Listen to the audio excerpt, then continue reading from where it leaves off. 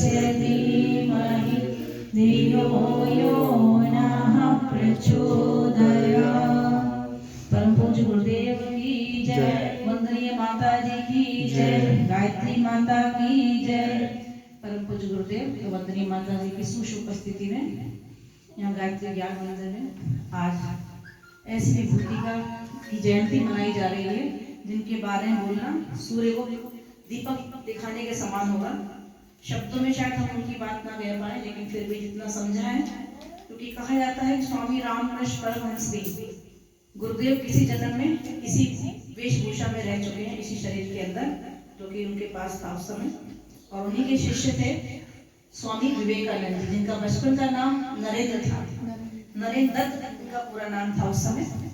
और 1863 में कलकत्ता, यानी कि जो इसमें कोलकाता हो गया है, उसमें उनका जन्म हुआ था। और इनका जो मेन दीक्षा संस्कार सारा वो श्री रामकृष्ण परमहंस जी के द्वारा हुआ था। बहुत महानुभूति रहे। और हमारे जो धर्म का जो अध्यात्म है उसका दर्शन जो पूरे विश्व को उन्होंने कराया, और जिस तरीके से कराया उसको जो है जितना ज्यादा हम लोग सराहना करें उतनी कम होगी। ये नहीं कहा जाता है कि जब अमेरिका में शिकागो में जब आप पहुंचे थे वहां पर, और वहां पे धर्म सभा चल रही थी, पूरे विश्व की धर्म सभा में सभी तरह के धार्मिक गुरु आए हुए थे उस समय। तो विवेकानंद जी को मौका नहीं मिल रहा था बोलने के लिए उस मंच से, और अंतिम अवसर पे बिल्कुल अंत में कहा गया कि आप बोलेंगे, और ये साथ में हिदायत भी दी गई थी कि आप थोड़ा ही बोलना, 15 मिनट बोल के अपनी बात को समाप्त कर दें। कहा जाता है विवेकानंद जब गए तो उन्होंने कहा कि उनके पैर कांप रहे थे उस समय कि मैं कैसे बोलूं, क्या बोलूं, इतना बड़ा मंच है, इतनी बड़ी सभा है, इतने बड़े बड़े धार्मिक गुरु आए सब धर्म के, तो मैं क्या बोलूं यहाँ पर, कैसे बोलूंगा। उन्होंने उस समय अपने गुरुदेव का ध्यान किया, श्री रामकृष्ण परमहंस जी का, और उनको मन ही मन प्रणाम करके आगे बढ़े और कहा कि आज मैं नहीं, आप बोलेंगे, क्योंकि आज भारत देश की अस्मिता का सवाल है, उसके धर्म का, उसके अध्यात्म का सवाल है, इसलिए आज आप ही बोलेंगे। गए, पहुंचे, और पहुंच गए, उन्होंने केवल एक सेंटेंस ही बोला था, my dear brothers and sisters of America. इतना बोलते ही लगातार 2 मिनट तक लोगों ने खड़े होकर उनके पूरे हॉल में तालियां बजाते रहे। ऐसा क्या मतलब उस शब्द, उस सेंटेंस में, उस वाक्य में ऐसा क्या था? कितना साधारण वाक्य है, लोग सभी बोलते हैं, लेकिन उन्होंने ऐसा क्या कह दिया। कहते हैं उनके शब्दों में जो ऊर्जा रही गई उसको हर व्यक्ति के हृदय ने छुआ, उस ऊर्जा को उन्हें महसूस हुआ कि ये तो हमारे अपने हैं। ये वास्तव में एक भाईचारे की जो भावना, हम कहते हैं कि पूरा विश्व में जितने भी हमारे देवतुल्य हैं, जो जितने पुरुष हैं वो सब भाई हैं, जितनी भी हम महिलाएं हमारी बहन हैं, तो उस ऊर्जा को सभी लोगों ने महसूस किया, और तभी वो इतनी देर तक तालियों को बजाते रहे। और उसके बाद तो फिर उनका भाषण ऐसा चला है कि लोगों ने वहां से उठने से इनकार कर दिया, और अगले 3 दिन तक उनका भाषण चलता रहा। और जीरो पे भाषण देने का जो उनका है स्पीच, जो पूरे विश्व में रिकॉर्ड की तरह बनी थी, लगातार 3 दिन केवल जीरो को बोला उन्होंने, और जीरो को उन्होंने अनंत ब्रह्मांड से पूरा रिलेट कर दिया था। तो इतना ज्यादा, इतना लंबा भाषण किसी का नहीं हुआ जितना विवेकानंद जी को हुआ। और उन्होंने उस विदेश की धरती से अपने धर्म का, अपना अध्यात्म का, अपने देश की पूरी सबको गरिमा बताई, समझाई क्या है हमारा हिंदू धर्म और क्या है उसका अध्यात्म, और कैसी होती है वसुधैव कुटुंबकम की भावना, कि हम अपने धर्म में पूरे संसार को, एक विश्व को, पूरे को हम अपना ही मानते हैं कि सभी लोग हमारे अपने हैं, कोई पराए नहीं है। बहुत सारी कहानियां हैं, इन्होंने इतनी सारी सीख ली है। एक बार कहते हैं विवेकानंद जी जा रहे थे तो बंदर अचानक रास्ते में बहुत सारे थे, तो बंदर जो है उनका स्वभाव होता है कि वो एकदम से गुर्राते हैं बहुत जोर से। तो विवेकानंद जी लौट गए वापस।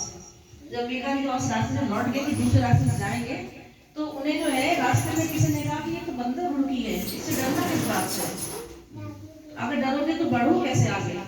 अचानक उनको दिमाग में चीज आई कि ये तो बिल्कुल सही बात कह रहा है, अध्यात्म में भी तो ऐसे है, अगर विपरीत परिस्थितियों से डर गए, घबरा गए, तो परिस्थितियां और बड़ी होती चली जाएंगी।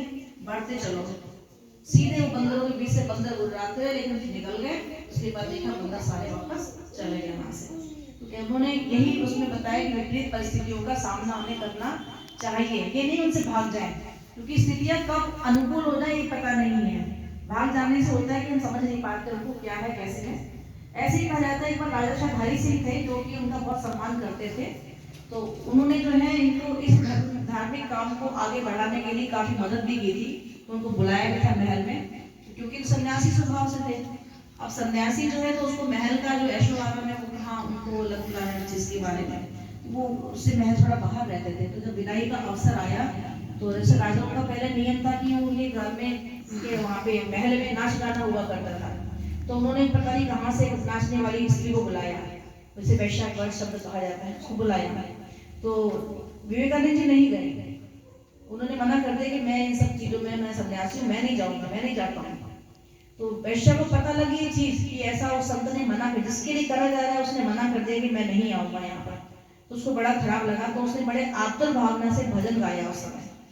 भजन की आवाज वहां तक उनके कानों तक पहुंची। तो भजन का कुछ अर्थ इस तरह से था कि जैसे लोहा है, तो लोहे को चाहे हम अच्छी जगह मंदिर में रखें तो मूर्ति बनती है लोहे की भी, और कहीं ऐसे के कुम्हार के यहाँ पे कहीं कीचड़ में पड़ा तो वही लोहा तो तत्व तो वही है, फर्क तो है नहीं है। तो इसमें लेकिन अगर पारस स्पर्श करता है, चाहे कोई सा भी लोहा हो कहीं पड़ा हो, वो सोने का ही बन जाता है। तो इसलिए हमारी आत्मा तो एक ही है, वो तो अलग नहीं है, फिर हमसे इतना भेद क्यों, ये हमसे विलगाव क्यों।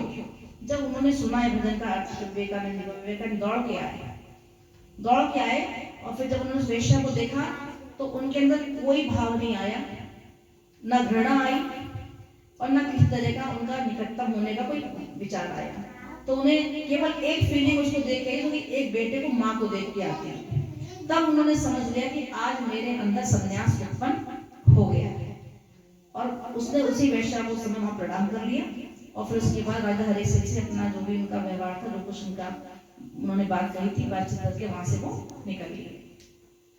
तो इस तरह के जो है इनके इतने विचार हैं। वास्तव में किताबें इनकी काफी पढ़ी, काफी छोटे समय से पढ़ी, और हमारे एक तरह से प्रेरक स्रोत भी हैं ये। बहुत अच्छी मतलब इनकी घटनाएं हर तरह की रही हैं। भैया ने जिक्र अभी यही था एक घटना का, इसका इनका विवेकानंद जी का। एक बार जब इसी वहाँ पे शिकागो में उस समय थे, तो बताते हैं जब इन्होंने वेशभूषा पहनी थी ना, तो उस वेशभूषा में जब ये उतरे हैं वहां पे गए हैं, तो लोग इन पे पत्थर तक मारा करते थे, पत्थर तक मारा करते थे। इस तरह से पगड़ी वगड़ी ये सब पहनना, चोगा इस तरह पहनना। तब इन्होंने वहां पे फिर कुछ समय ये विचार करके कि जैसा देश वैसा भेष होना चाहिए, हमें समय के अनुसार भी अपने में बदलाव कुछ लाना चाहिए।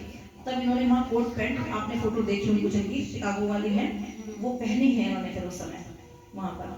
और वहां पे एक पादरी से बहस हुई थी बीच में, मतलब बहस ही नहीं, बहस कभी करते नहीं थे, लेकिन एक संदर्भ आता है बीच में कि पादरी ने कृष्ण कन्हैया की भी काफी ज्यादा उसमें अपने भाषणों में चर्चा किया करते थे।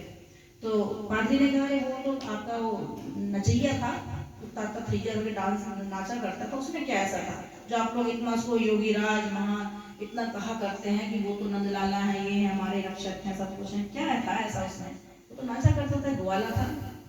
तो विवेकानंद जी ने कोई जवाब नहीं दिया। अगले दिन भाषण होना था, भाषण में पहुंचे विवेकानंद जी मंच से बोलना शुरू किया। बोलते बोलते धीरे धीरे मंच से साइड में नीचे उतर गए। तो लोग थोड़ा खसक गए कुर्सी ले लेके उनकी तरफ, थोड़ा सा और मंच से आगे बढ़ गए और आगे बढ़ गए। वो धीरे धीरे अपना स्थान छोड़ते चले गए और मंच से आगे बढ़ते हुए चले गए। लोग भी कुर्सी खिसकाते रहे साथ, जैसे वो बढ़ते वैसे लोग कुर्सियां खिसका लेते।